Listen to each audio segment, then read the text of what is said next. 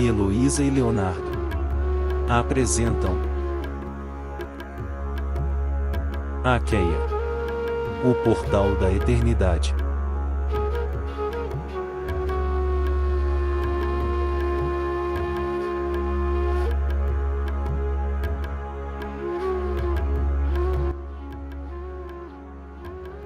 Uma janela ao mesmo tempo para o passado e para o futuro. A água é colorida por conta da presença de milhões de colônias de organismos, que foram os primeiros organismos a surgirem no nosso planeta. Foi a partir do estudo desses seres, resistentes a altíssimas temperaturas, que cientistas desenvolveram o teste PCR para o coronavírus. Eles também comparam essas formas de vida com materiais encontrados em Marte, para descobrir a existência de vida no infinito das estrelas. O domínio Arqueia é um grupo relativamente recente descoberto na década de 70 por Carl Uzi graças a pesquisas com grupos de bactérias. Em sua maioria são compostos por organismos extremófilos, ou seja, sobrevivem e prosperam em ambientes extremos, como altas temperaturas, salinidade e pH. Alguns exemplos desses lugares inóspitos para outros tipos de vida são o Parque Yellowstone com altas temperaturas, o Great Salt Lake, também nos Estados Unidos, apresentando alta salinidade, e o Deep Lake na Antártida com temperaturas extremamente baixas.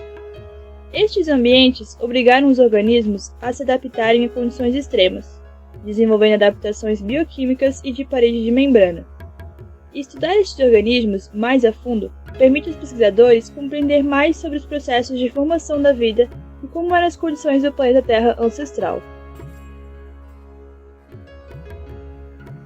As arqueias são organismos unicelulares e procariontes, ou seja, compostos por uma única célula e não possuem membrana nuclear isolando o material genético do corpo da célula. Mas o que diferencia ela de outros procariontes?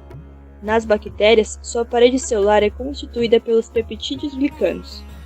Já nas arqueias, a parede celular é composta por polissacarídeos e proteínas.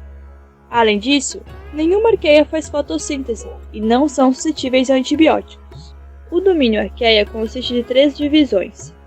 Crenarqueota, que contém as arqueias hipertermofílicas redutoras de enxofre, Euriarqueota, que compreende uma grande diversidade de organismos, incluindo as espécies metanogênicas, as halofílicas extremas e algumas espécies hipertermofílicas, e Corearqueota, uma divisão descrita mais recentemente que engloba atualmente apenas uma espécie, identificada a partir da sequência do gene 16S do RNA ribossômico, isolados de fontes termais terrestres, porém ainda não cultivados em laboratórios. Uma das descobertas mais surpreendentes dentro das extremófilas foram as hipertermófilas. Descobertas em 1965 por Thomas Brock em fontes termais do Parque Yellowstone. Estes organismos são encontrados vivendo em ambientes de mais de 90 graus, sendo o recorde de 121 graus testado em autoclave.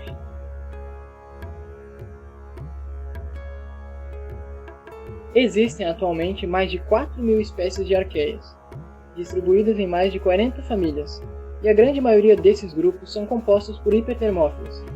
Esses números estão com certeza subestimados, dado a dificuldade de coleta desses organismos, somado à abundância deles em certos tipos de ambientes, como o fundo do mar e lagos. Espera-se, no futuro, encontrar e estudar ainda mais espécies de arqueias hipertermófilas, que hoje estão em ambientes muito particulares e de difícil alcance. As principais diferenças que podemos observar das hipertermofílicas de outros grupos de arqueias dizem sobre adaptações para a sobrevivência a ambientes com temperaturas absurdas para outras formas de vida, geralmente acima de 80 graus Celsius. Uma das habilidades mais impressionantes deste grupo de organismos é a capacidade de se proteger dessas temperaturas, se adaptando e evoluindo estrategicamente para contornar esses problemas que impedem a vida de todos os outros seres. Um dos problemas mais imediatos do calor extremo é a lise celular, ou seja, o rompimento da membrana da célula. Ela pode se dar por vários motivos, mas em ambientes onde a temperatura média é tão elevada, o calor é sempre o principal impedimento da vida não adaptada. Uma forma de evitar isso é criando uma rigidez de parede celular muito maior e mais eficiente, garantindo a segurança do indivíduo. Outra dificuldade que surge é a desnaturação do DNA e de proteínas, também por conta da temperatura, que quebra as ligações atômicas e destrói a composição básica dessas moléculas. Para isso, as arqueias desenvolveram uma maior quantidade de histonas e um maior empacotamento do DNA, além de um maior número de pontes de hidrogênio, que garantem essas estruturas importantes para garantir a sobrevivência e o sucesso desses seres. O grande grupo das hipertermofílicas é subdividido em ordens. Por exemplo, a ordem Thermoproteales, presente em águas continentais e marinhas profundas e não profundas, em ambientes completamente anaeróbicos ou anaeróbicos facultativos. A ordem Thermococcales apresenta espécies marinhas profundas e não profundas, anaeróbicas e sobrevivem da fermentação de açúcares para obtenção de carbono.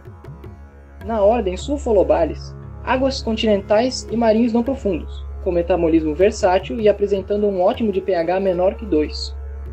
Já a ordem Thermoplasmatales sobrevivem a temperaturas máximas mais amenas, de 60 graus, também acidófilas, e a maioria das espécies não apresentam parede celular.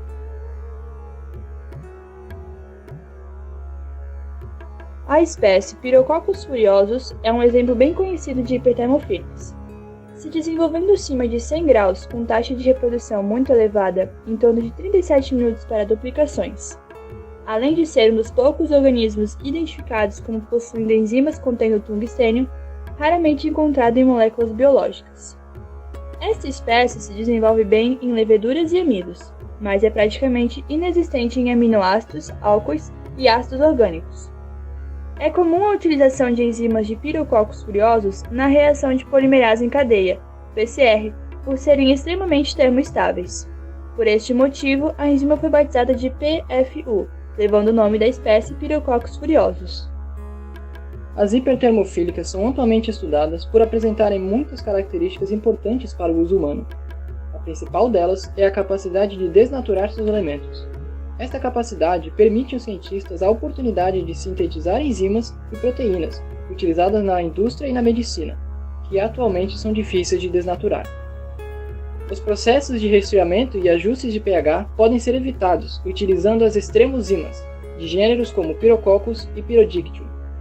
Além disso, na manufatura do papel, durante o processo de branqueamento, enzimas como chilanase de extremófilas, como Pyrococcus furiosus, são ótimos substitutos aos atuais oxidantes que geram muitos poluentes preocupantes para o meio ambiente.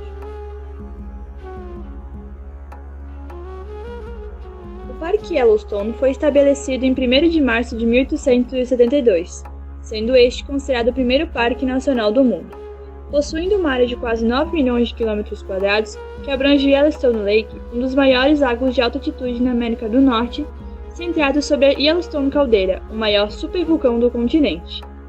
Além disso, o parque possui campos, florestas, rios, cadeias de montanhas e fauna e flora. Por conta de sua geologia, o parque apresenta fontes termais como geysers, que geram calor e pressão no subsolo, e expelem vapor com uma velocidade impressionante. Essas atrações não chamam a atenção apenas de turistas, mas também de pesquisadores que visam compreender as forças da natureza, por trás desses eventos e da vida que desafia seus limites para proliferar nos ambientes mais inóspitos.